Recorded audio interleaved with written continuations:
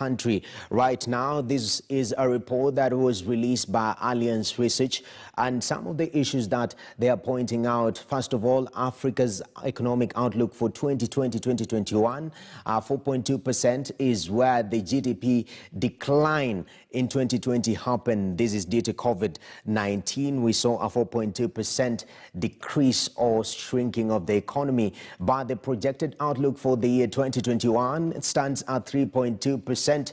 That is the rebound that is being projected. Apart from that, we're going to take a look at the next slide, which outlines the recovery drivers. How exactly shall we achieve that?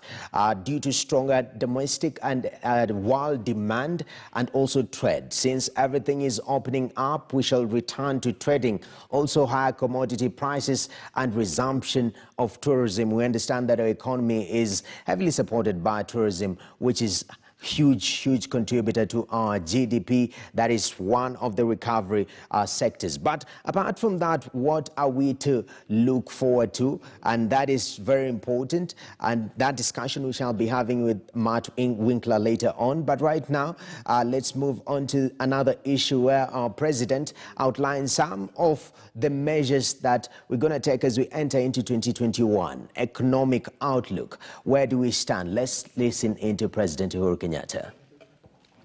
We began by cushioning small-scale businesses through fiscal and monetary measures. These included the implementation of the 8-point economic stimulus program of some 56.6 billion. I unveil this as part of the national response to COVID-19, and together with other fiscal policy measures, it has mitigated the adverse economic effects of the pandemic on businesses. These interventions bolstered purchasing power and increased earnings, and similarly businesses were saved by a reduction of corporate tax rates, incentivizing them to retain their staff establishment. But fundamentally, these fiscal measures, coupled with monetary policy measures, have had a positive impact on business in many ways.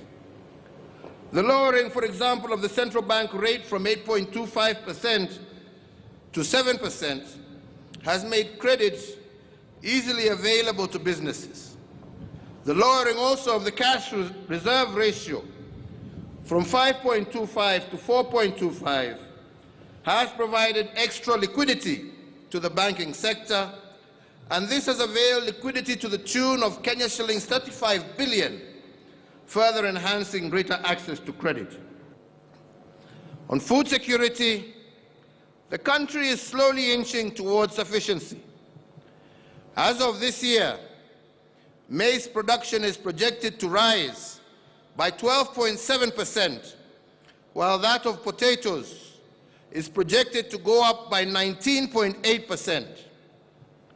Regarding safe drinking water, I believe the record is even better. A very positive outlook by President Uhuru.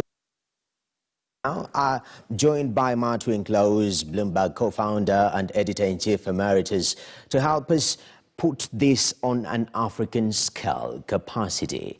Mr. Winkler, starting off, COVID-19 impact on Africa's economy. We have the most and fastest developing economies in the world. How heavy was the dent on our economies? Well, it's good to be with you. And when all is said and done in 2020, African economies will probably have outperformed the rest of the world during this coronavirus pandemic. And that's because if we look at all of the countries, 54 of them, there are 7 of the globe's 10 fastest growing economies. Now, this is in part because this lethal virus actually may have improved the competitive advantage of Africa. And that's because Africa as a region has been, for some time now, almost a decade, in transition to a technology-driven 21st century business in a region when people are younger than anywhere else in the world. And, that's reflected in the changing landscape of, more than, just about 1,300 companies that are publicly traded.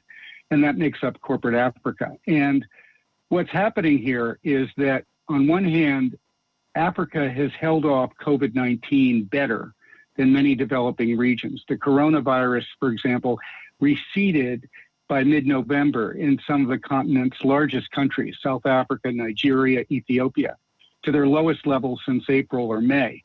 And that, by the way, coincided with an acceleration of cases. Mexico, for example, in November became the fourth country to exceed 100,000 confirmed COVID-19 deaths, behind the U.S. Brazil was not far behind, and then India. All of this was accelerating into the winter. South Africa, which is Africa's sixth most populous country, suffered by comparison 20,968 deaths among its cases. So you had two things happening. One is this long-term trend in Africa to what we now call the stay-at-home, remotely engaged, mobile economy. And then the other is that the virus itself, compared to the rest of the developed world, was contained in Africa by a significant margin. So the outcome of all this is that when we look at, say, the economies of Ethiopia, Uganda, Ivory Coast, Egypt, Ghana, Rwanda, Kenya, they've all withstood the economic impact of the pandemic well enough that they're among the world's 10 fastest growing economies in 2020. Now, I'm not saying a lot because, as you said at the outset of this show, the economy in 2020 in many places was deteriorating. However, when we look out further, the years to come, at least 5 of these economies that I mentioned are expected to remain in this elite growth club through 2022. And that's, according to forecasts by economists that are compiled by Bloomberg during the past 3 months. Now, if we put this in perspective, 2 years ago, Africa included only 3 of the best performers. And in 2015, it had 4. So, what this is reflected in, actually, is in, of all things, the stock market. The shares of sub-Saharan Africa's 200 largest publicly traded companies have appreciated more than 13% this year. And that's better than the comparable emerging market index globally, which was about 12%. And it's much better, of course, than the risky frontier market benchmark, which lost 3%. So corporate Africa, when you think about it, over the past 2 years, it's up about 78% during the past 2 years. Emerging market is half that, not even. Definitely. And the frontier market is a paltry 12%. So this is a very encouraging perspective, relatively speaking. Okay, definitely. And maybe as we close up, the issue of the fiscal, room that we have, African countries, we're told, and we know that we are heavily indebted. How will this affect our prospects moving forward, briefly? So this is, again, a very benign situation for the region because interest rates throughout the world, the developed world, the emerging market world, the frontier market world, have trended lower. In the developed world, where benchmark interest rates are set, for example, in the U.S., the yield on a 10-year bond is less than 1%. So what that means is borrowers everywhere else in the world are getting the benefit of that very low benchmark rate. So yes, the debt load is burdensome, but actually the burden has been diminished by these declining interest rates. And the outlook for interest rates is very favorable as far as Africa is concerned. So you're actually in a beneficial situation, not a deteriorating one. Definitely. Thank you very much, Matt Winkler, Bloomberg co-founder and editor-in-chief emeritus. That said, we want to cross over to the Senate and